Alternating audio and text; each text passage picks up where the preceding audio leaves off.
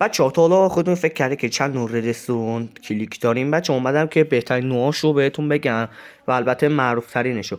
بچه اول این که اینه که بیشتر پلیرها از این استفاده میکنن و خب و دومش هم اینه که کلیکش خیلی بسیار سریعتره از اونای دیگه و یه اینجا لیور جامون. خب که اینم از اینم که خوبه بچه ها، اینم چیز خوبیه.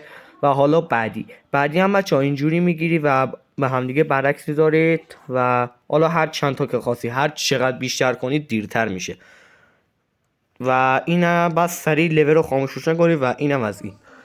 و البته راه بعدی که کم استفاده است خیلی، ولی برای پلیرها که تازه پلیرها چیه پس برای کسایی که تازه مپشون رو شروع کردن این بهترین راهه که واقعا کم هزینه تر از بقیه شونه و این من بهترین مدل هاشون.